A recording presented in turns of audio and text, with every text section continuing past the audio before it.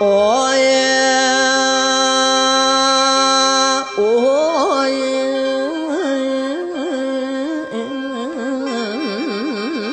โอ้โอ้ยบุญเอ้ยบุญบุญคนไทยเฮานี่มีพ่อหลวงเหนือกะมอมมาบัดนี้สารคนไทยฮักหอมภาษาก่อนถูกยอมยา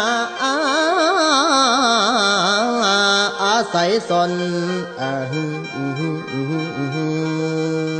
เพิ่งใบบุญบ่เริ่มคนโอ้โอ้ยนอไปหน้าโอ้โอ้โอ้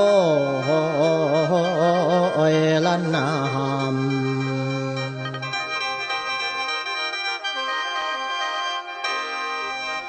มาบัดนี้นับเป็นบุญอันล้ำเลิศที่ได้เกิดเป็นคนไทยน้อแม่น้อเมื่อพระเจ้าอยู่หัวทรงพระบารมียิ่งพระองค์และลำสิ่งดูแลเจ้าหลิงลำทรงงานเศร้าหอดคำบ่มีอิดอ่อนลาปัสสะเสือได้อยู่ดีละทรงดำลาดตั้งแต่กี่ข้าวพระองค์ขึ้นของลาดเราจะครองแผ่นดินโดยธรรมคำพระองค์ทรงตัดแต่สมัยเขานั้นพระองค์ทรงงานใดบ่มีคำว่าสิเมื่อยแม่ว่าหลังมาอายุหลายขึ้นเรื่อยบ่เคยท้อแม่นต่องานโอ้โอ้โอ้ยโอ้โอ้ยมาบัดนี้ทรงงานหนักทุกด้านหลายปีผ่านบ่เคยถอยน้อแม่น้อคอยหาแนวดีๆได้เบิ่งแย้งสาวเสือทั้งภาคเหนือตกใต้ไทยอีสานทุกพื้นที่อาศัยพระบารมีของพระองค์โอบอุ่มจังไปได้อยู่สบายแม่นอยู่ใกล้ส่งไปเบิ่งน้อไปเห็นคุณแล้วอยู่ถึงดอยถึงภูก็แม่นตามไปช่วยด้วยความหวังภาษาเสือเผานี่ก่อนทุกมองบอนจนทั่วโลกเขาอ่อนซ้อนไผกะย่อยกย่องได้แซ่ซองสรรเสริญพ่อแม่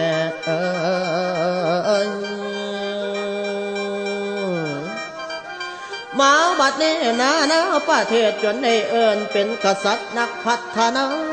น้อแม่น้อเมพระวิสัยทัศน์อันกว้างไกลประเทศใดกะย่องพระองค์ทรงของลาดได้ยาวนานอันดับ70 ปีเดือนับได้คันด่วนแท้เป็นกลัวภัยองค์พ่อหลวงเฮาเพิ่นได้ทรงพระราชกรณียกิจนั้นแล้วเพื่อสิบำบัดทุกข์เพื่อสิบำรุงสุขแก่ประชาชนเสือขอพระองค์ทรงไพ่กองส่วนทั้งมือถือแผนที่สายพระเนตรพระองค์ท่านยังคอยจ้องเบิ่งประชาอ้อย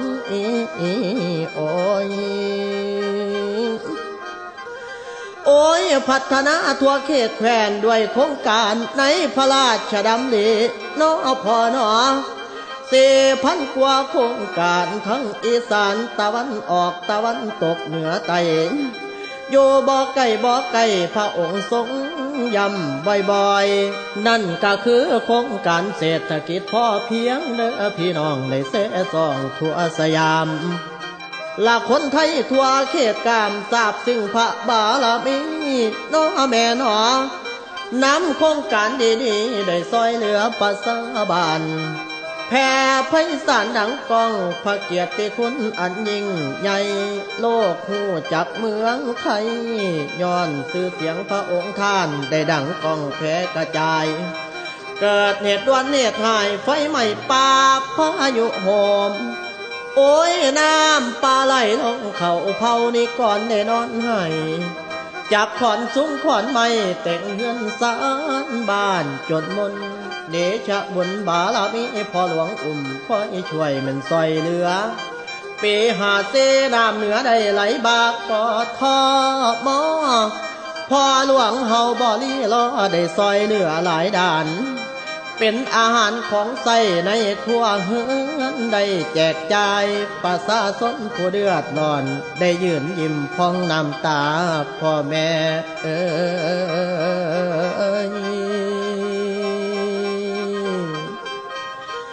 โอ้ยด้วยทรา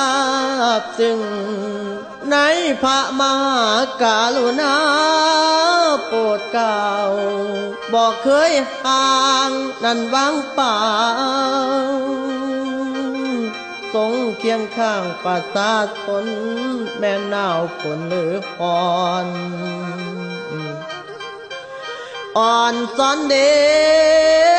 ยามได้เห็นรอยยิ้มบนใบหน้าพระองค์อ่านโอ้โอ้โอ้โอ้โอ้โอ้โอ้โอ้โอ้ภาพเก่าๆแต่วันวานพระองค์ทรงยืนยิ้มโบกมือให้เอานี่ก่อนพ่อแม่เสียงกึกก้องแซ่ซองสรรเสริญขอพระองค์ทรงพระเจริญยังติดหูบ่ลืมได้เมื่อได้ยินแต่เสียงไห้โอ้ยเมื่อได้ยินแต่เสียงไห้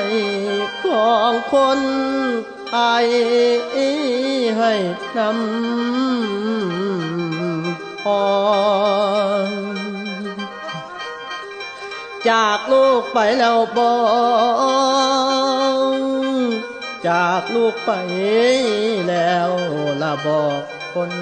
ไทยให้แม่นใส่กันพอ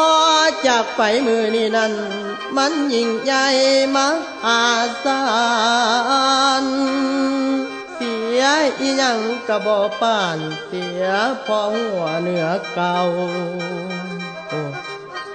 ขอน้อมนำคำเว้าพระราชดำรัสพระองค์ท่านใส่ในการทำงานเดินตามห้อยพอท่านทั่วเมืองบ้านดอกทินไทยเมื่อนี่ข้าพระบาทไทยขอน้อมทรงองค์เสด็จสู่สวรรคาลัยไปยังวิมานฟ้าสิขอตามเป็นข้าห้องพระบาททุกศาสตร์พบว่าขอเดชะข้าพระพุทธเจ้าหมอลำคมสอนสองเสียงพร้อมทีมงานบริษัทพีวีอินเตอร์กรุ๊ปประเทศไทยจำกัดของบ่าวบุญมาพันดวงขอย่อเมื่อรอมนบทรงเสด็จสู่ฟากฟ้าข้าไล่พุ่น